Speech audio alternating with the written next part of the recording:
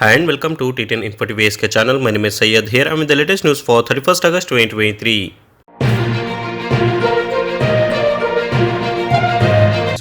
Saudi Arabia to attend UN Global Conference on Anti-Corruption Measurements. The Saudi Anti-Corruption Authority is set to attend the Global Conference on Harnessing Data to Improve Corruption Measurement from August 31 to September 1. The conference being held in Vienna has been organized by the United Nations Office on Drugs and Crime along with other international organizations related to combating corruption. Policymakers, experts, and specialists and international organizations will discuss at the conference issues surrounding combating corruption. Saudi Arabia and Qatari panel discuss ways to deepen bilateral cooperation in trade and industry. The Saudi Arabia and Qatar Coordination Council Economic Trade and Industry Committee has held a virtual meeting to discuss ways to strengthen cooperation between the two countries. During the meeting, which was held on Tuesday, they reviewed the latest development related to the main initiative of the committee.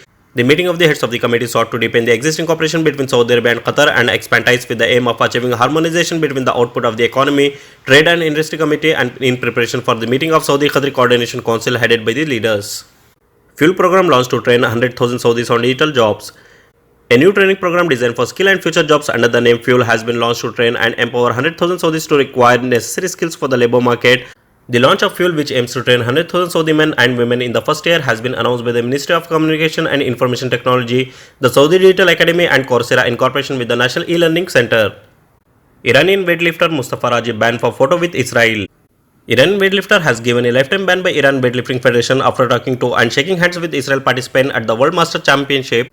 Mustafa won silver at the event and was snapped to the podium standing next to the Israel bronze medalist. Iran's top weightlifting body later banned him from all sport facility in the country for life. Iran authority banned athletes from direct competition with Israel's.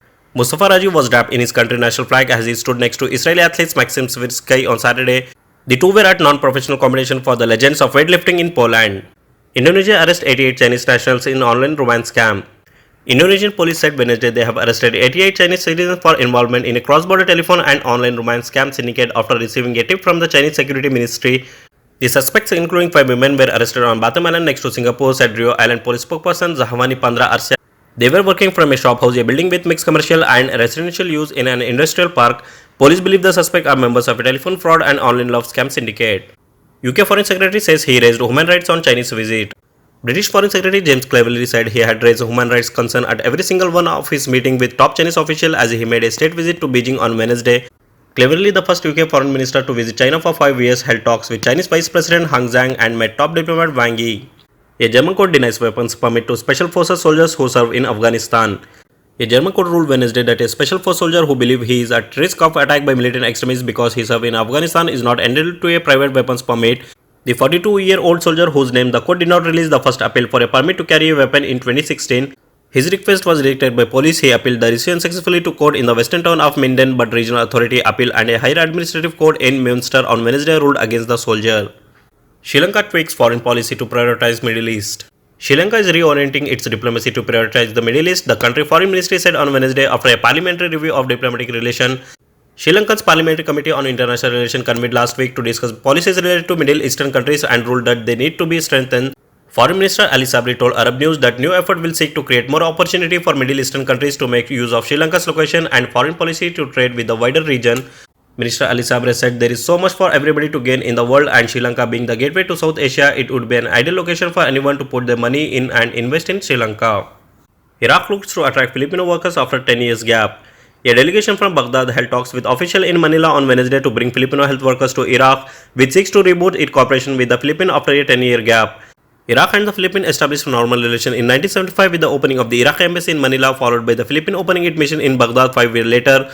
But in the early 2000s, the two countries closed their respective diplomatic offices. Officials from Jordan and Oman discussed enhanced economic ties. Mr. Hamdi Taba, head of the Jordan Businessmen Association, and Yaqub Ruqaishi, the charge d'affaires at the Oman embassy in Jordan, met to discuss ways in which bilateral economic relations might be enhanced, the Jordan News Agency reported on Wednesday. King Salman Armed Forces Hospital successfully tries electronic medicine dispenser. The King Salman Armed Forces Hospital in Tabuk has successfully trialed the first device to dispense medicine electronically without the need to visit the hospital, Saudi Presidency reported on Tuesday. The device consists of a workstation that reads the barcode of a prescription, a screen that the patient deals with, an operating system for the robot, and a message platform that notifies the patient when the medicine is ready. The device serves patients around the clock, has storage capacity of 102 to 700 prescriptions, and can handle prescriptions of various sizes.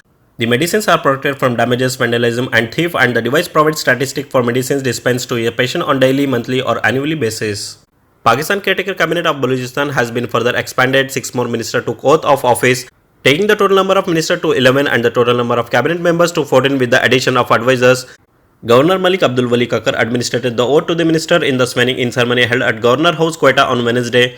Caretaker Chief Minister Ali Mardan Dumke was also present on this occasion. Caretaker Minister Amanullah Kunrani Advocate has given the Ministry of Law and Parliamentary Affairs and Prosecution. Dr. Amir Muhammad Khan Joghezi Health. Nawabzada Jamil Rasani has given the Ministry of Sport, Youth Affairs and Culture. Sardar Ejaz Khan Jafar has been entrusted with Public Health Engineering and Population Welfare. Sheikh Muhammadullah Hassan Mandukhul with Municipality and Rural Development, while Asifur Rahman Damar has been entrusted with Interprovincial Coordination. Indian Aviation DGCA carrying out technical evaluation of 2 incidents involving Indigo planes. The Directorate General of Civil Aviation, in close coordination with Indigo, is carrying out the technical evaluation of the engine issue faced by the airline. 2 aircraft on Tuesday, according to an official. 2 flights of Indigo, one from Kolkata to Bangalore and another from Madurai to Mumbai, suffered engine issues on Tuesday. Russia and India energy ties to increase this year, says Trade Commissioner. Marking the 70th anniversary of commercial ties, Russia and India will launch major energy initiative and a business club to connect big business houses on both sides. More closely, Russian Trade Commissioner Alexander Rybas has said. In a written interview to the Hindu News, Mr. Rybas, who is the highest-ranking Russian trade representative in India, said withdrawal of Western companies from Russia had opened opportunities for Indian pharmaceutical, energy and food industry in Russia, and that the fertilizer sector was one of the priorities for both sides. Indian ED conducts search across 4th state in Himachal Pradesh scholarship scam case. The Enforcement Directorate has conducted searches at 24 locations in Himachal Pradesh, Punjab, Haryana and Delhi in connection with an alleged scholarship scam. The agency money laundering probe is based on first enforcement report registered by the Central Bureau of Investigation. Thousands protest over Bangladesh enforced disappearance. Thousands of Bangladeshi protesters marched on August 30 demanding information on hundreds of people they say security forces have abducted during Prime Minister Sheikh Hasina nearly 15 years in power. Opposition supporter of the Bangladeshi National Party and its allies joined families of those missing to mark the International Day of the Victim of Enforced Disappearance, many with black gags over their mouths. Indian Delhi Police denies permission to TMC rally on October 2. TMC spokesperson Kunal Ghosh on Wednesday said that the Delhi Police has denied permission to the party to hold a rally in the national capital on the occasion of Gandhi Jayanti on October 2. We had applied to hold a rally with the Delhi Police as per the norms. The main rally was supposed to be on October 2 on the occasion of Gandhi Jayanti. Besides, we had also sought permission for a detailed agitation program at Ramlila Maidan from September 30 to October 4. We wanted to make arrangement for accommodation of our workers, but Delhi Police has denied us the permission. The denial is merely on political grounds, Ghosh said. 158 power protester booked for blocking motorways in Pakistan. Gujarat Sadar Police on Tuesday registered 2 cases against 158 people for protesting against the inflated power bill and blocking the M4 at the 2-point between the Gojra and Toba Tek Singh interchanges on Monday. On the other hand, a man allegedly committed suicide at the Kud near Faisalabad after he failed to pay 40,000 rupees electricity bill. That's all in today's headlines. Keep watching TTN Info TV SK channel by subscribing and do hit the bell icon to receive notification and more updates.